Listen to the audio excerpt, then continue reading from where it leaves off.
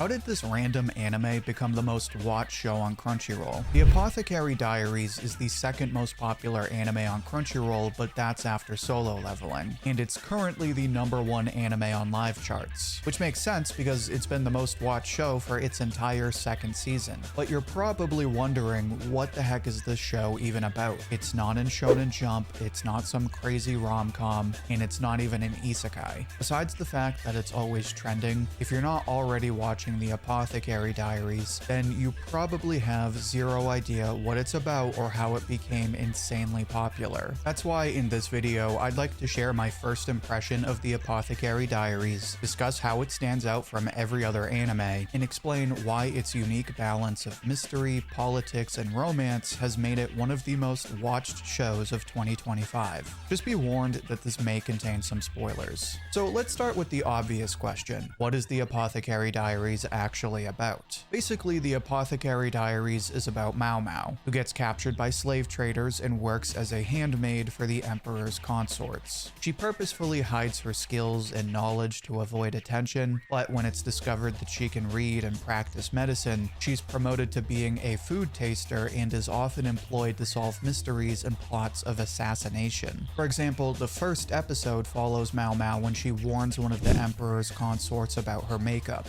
Basically, everyone thinks it's a curse, but Mao Mao tells her that the makeup is actually poisonous, something that no one else would have ever noticed. And this is more or less the basic formula for each episode. It starts out with some weird disease or mystery, and then Mao Mao solves that mystery using medicine. I would call it a historical fiction, but that's not technically true. The story is clearly based off of Imperial China, but it also keeps the geography and names in the story pretty vague, so it's kind of a historical fiction, but the history is really just a means of establishing the setting. It's not really a major part of the plot. Really what the story is about is Mao Mao's work as an apothecary. As a food taster, she's often asked to give advice on many of the overlooked health issues in the court. Mao Mao was trained by her incredibly talented father, meaning she's able to solve problems at a level even the doctors and officials can't. And as she solves these mysteries, she gets herself wrapped up in the many political rivalries in the court, where she naturally becomes a part of them as well. As you can imagine, the Apothecary Diaries stands out because it's not like every other anime. Usually all the popular anime are action thrillers, isekai, or some weird new rom-com. But the Apothecary Diaries is none of these things. There's no action, and while it's technically in a fictional world, it's closer to a historical fiction than a fantasy. There's a fair bit of romance, which I'll get into later in the video, but that's just one part of the story's appeal. Clearly, the reason the Apothecary Diaries got so popular is because it's something everyone wanted. It's a welcome break from all the other shows that, while great, are basically more of the same.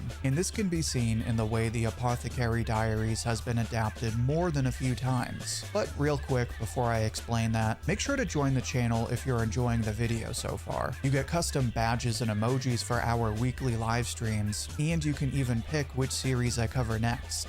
Now, part of the reason you probably haven't heard of the Apothecary Diaries, even though it's so popular, is because it's not in Shonen Jump. It's really not even a manga. The Apothecary Diaries is a light novel series that got so popular that it now has not one, but two manga adaptations. One is published by Shogakukan, but the anime is based on the one published by Square Enix in Monthly Big Ganga, or Monthly Big Ganga. I don't know how you're supposed to say that one. It just sounds weird. Anyway, I haven't read the other manga, but from what I could tell online, it's not as good as the Square Enix one. That's the one I read because that's what the anime is based on, and I loved it. But it makes sense why this series isn't as well known as, say, Jujutsu Kaisen. It's not in any of the big name magazines that most of us in the West are familiar with, so while there are plenty of manga readers, there's nobody really hyping up the manga or the light novels. That being said, it cannot be stated enough just how popular this show really is. It's the second most watched show on Crunchyroll, and it's only behind Solo Leveling. Besides that, it's ahead of every other anime, and it's been that way for months. And that's just here in the West. In Japan, the anime is so popular that it was officially endorsed by the Japanese government. Needless to say, everyone in Japan is watching this show. And like I said before, it's easy to understand the appeal. Action series are fun and they can have mainstream appeal, but not everyone wants to watch a battle shonen or a weird isekai. The Apothecary Diaries is refreshing because it's none of these things. It follows Mao Mao as she uses her medical expertise to solve mysteries and hidden political plots. It's for this reason that Mao Mao is also a refreshing main character. She doesn't have unspoken riz, she's not an aura farmer, she doesn't have spiky hair, she's just a simple girl that likes science. The nice thing is that she isn't a super genius either. As much as I love Dr. Stone, I've had people tell me that they don't like Senku because he's too smart.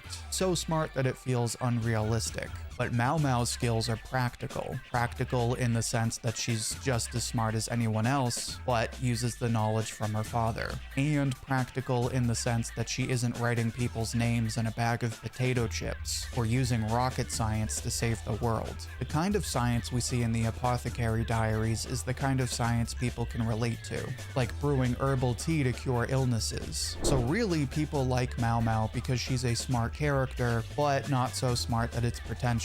And this is why she stands out from other main characters, because usually the main character is like super ambitious or they have some crazy design, but Mao Mao is just a normal girl that likes medicine. She's actually pretty unconventional. While all of the other girls around her can barely read and they spend their time doing their hair and makeup, Mao Mao just wants to read and practice making new recipes and potions. She actually uses clay to give herself freckles just so she doesn't look as pretty as the other girls. This is like the perfect example of why people enjoy this show. It's got practical science, and the main character is so unconventional that she uses makeup to hide her looks rather than try to look better. Now, if you don't like herbal tea and potions, the Apothecary Diaries might seem kind of boring, which I find hard to believe when everyone is leveling up their alchemy in Oblivion, but I can see why someone might feel that way. And honestly, if you find that stuff boring, then the Apothecary Diaries might not be for you. In fact, while I was reading the manga, I did have one small complaint. I was actually super invested in the science, so I was hooked whenever Mao Mao was solving all of these mysteries. But in most of the chapters, there would be a decent amount of lore dumping or expositions explaining the political background of the court and its different factions. I'd say like 95% of it is actually important for the story, because the politics and rivalries drive a lot of the plot later in the story and usually tie into the big twist of each mystery. But the other 5% is really just plain distracting. That being said, while I still prefer the science, I found myself addicted to all of the drama of this story. It's funny because Mao Mao is portrayed as this random, normal girl who finds herself in the middle of all these rivalries, but the more mysteries she solves, the more we realize she's not so random after all. I wish I could make this like an hour-long video and talk about how well this is done, but if I even reference some of these plot lines, then I would be seriously ruining the story. What I can say is that Mao Mao starts out as just another maid, but by the time you catch up, she's one of the most important characters in the story, which is nice because while there isn't any action and Mao Mao doesn't have any goals, there is a real sense of progress in this story. And that's because you start the story for the science and the mysteries, but you stay for the politics and the drama. I guess you could say you come for the tea and you stay for the tea.